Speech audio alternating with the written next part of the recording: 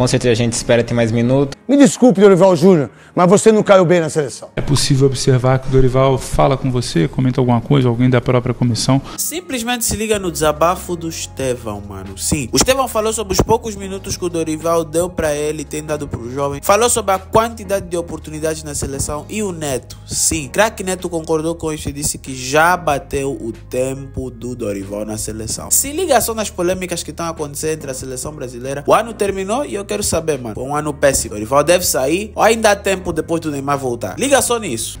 3 minutos apenas, finalzinho da partida contra a Venezuela, mas agora vem um clássico pela frente contra o Uruguai. Como é que é jogar um clássico desse, já tão cedo na carreira e esperando mais minutos em campo também, eu imagino, com a seleção brasileira, né?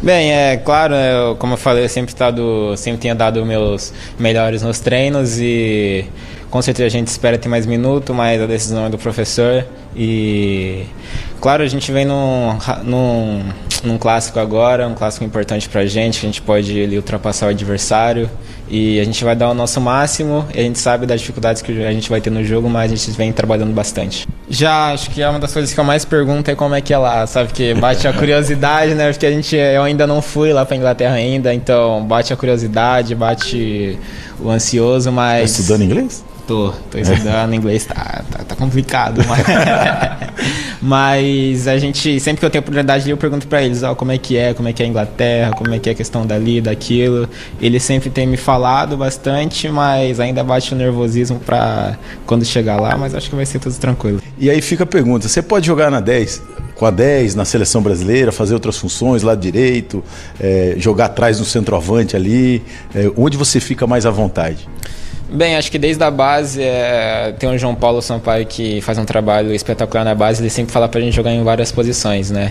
Isso foi uma coisa que eu fiz na base, já joguei no meio, joguei na direita, joguei na esquerda e desde pequeno eu sempre joguei no meio e é ali onde eu fui criado e eu me sinto mais à vontade. Mas na base eu fui me tirado ali um pouco mais pra beirada, porque eu ainda era muito franzino e para escapar do contato, tá ali na beirada.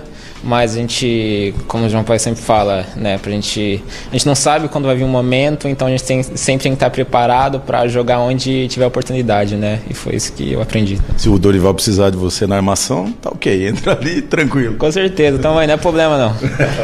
Falando em Dorival, Estevão, em alguns momentos de alguns treinos da seleção, é possível observar que o Dorival fala com você, comenta alguma coisa, alguém da própria comissão.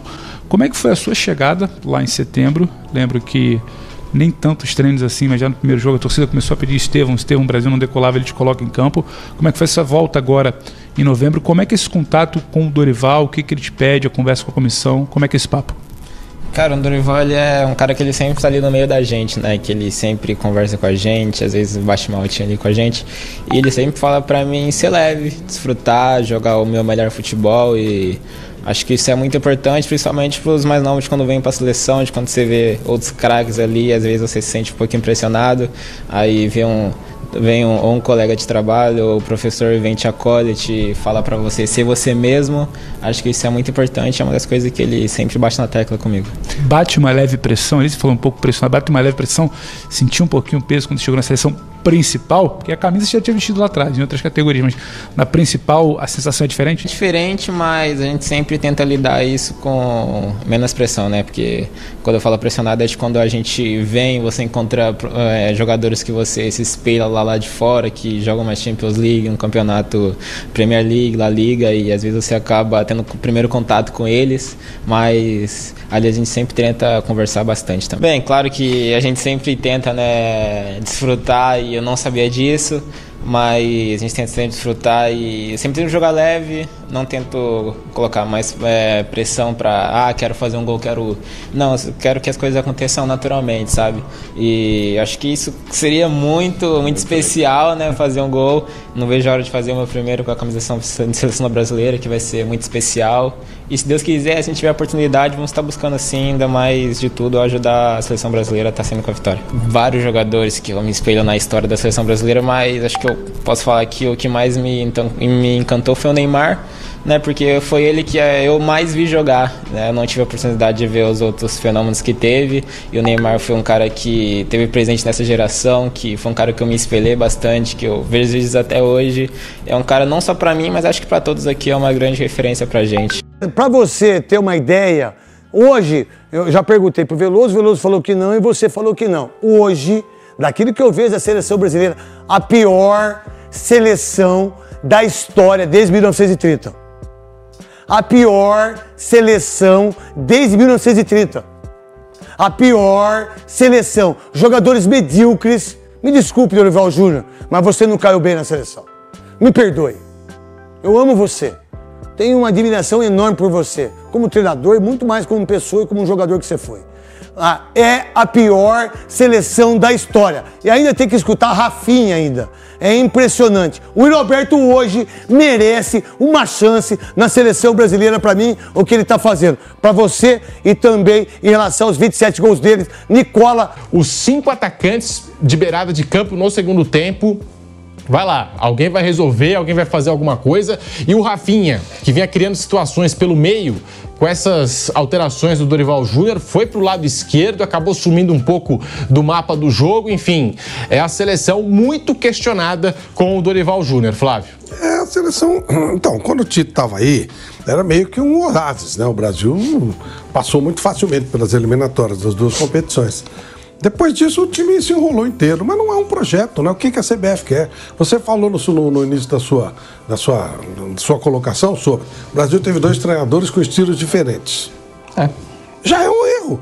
O que o Brasil quer? Como é que o Brasil quer jogar? Sendo que um deles ficou aguardando a chegada do Ancelotti, que não veio. E estava todo mundo falando assim, não, fica o Diniz aqui porque o Ancelotti está chegando. E fez 6 jogos. E outra, olha o cara que eles escolheram para seguir pro Ancelotti seguir, se fosse o caso. O Diniz, que não tem nada a ver com o Ancelotti. É uma zona, né? O futebol brasileiro é uma zona. Mas não quer dizer que não vai ganhar uma Copa do Mundo. Porque a Argentina é pior.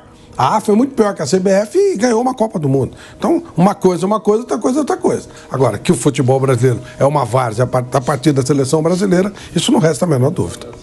A gente está aqui falando dessa seleção brasileira, o desempenho, assim, muito aquém do esperado contra o Uruguai. Contra a Venezuela, o Brasil jogou razoavelmente bem, mas jogar razoavelmente bem com a Venezuela não resolve a vida de ninguém. E o Dorival Júnior sendo questionado, e entra aí essa possibilidade de um técnico estrangeiro à frente da seleção brasileira. E chama atenção também essa falta de convicção do Dorival, não é, Mauro? Porque a gente discutia no Canelada, no início da era Dorival Júnior, dupla de zaga, Fabrício Bruno e Beraldo. Não, agora o Brasil encontrou uma dupla de zaga, o Fabrício Bruno é jogador aí de seleção brasileira. Hoje, tanto o Fabrício Bruno como o Beraldo não estão mais na lista do Dorival Júnior, ou não são assim a primeira, segunda ou nem a terceira opção do Dorival. Meio de campo, tinha João Gomes.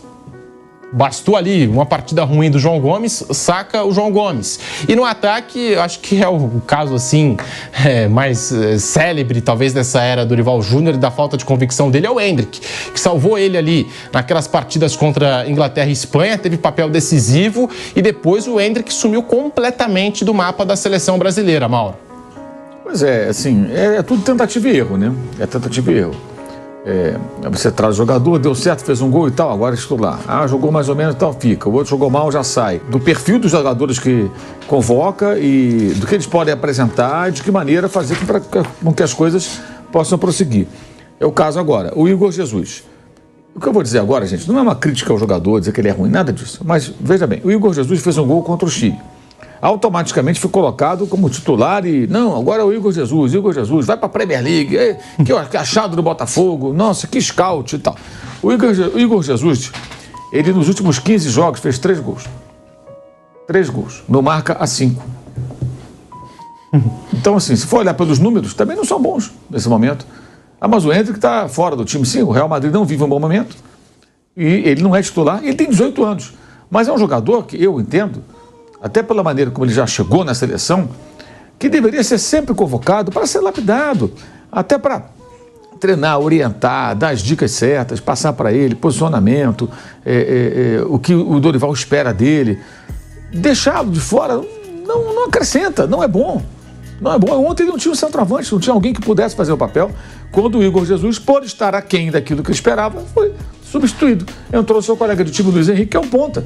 Um jogador pelo lado do campo, não é um homem de área. Então o Brasil queria ganhar o jogo e não tinha uma referência na área, independentemente de sua característica. Não tinha um homem, um 9. Um 9 mais fixo, mais móvel, mais alto, mais baixo, mais rápido, mais lento, enfim, um pivôzão, não importa. Não tinha esse jogador. Porque só levou o Igor Jesus, que joga nessa função. Então é estranho, por exemplo, o Arthur Jorge no Botafogo, se o Igor tá mal, ele tem o Tiquinho Soares. Ele tem um outro centroavante. O Dorival abriu mão de ter um outro centroavante, não levou. E deixa o Hendrick lá. Será que o Hendrick não joga nada? O Real Madrid tá maluco, tá pagando ainda, né? Uma fortuna por ele. Gente, ele tem 18 anos. Já decidiu praticamente um título brasileiro para o Palmeiras no ano passado. Agora tá chegando, ele tá num processo de adaptação que o Vinícius passou, que o Rodrigo passou.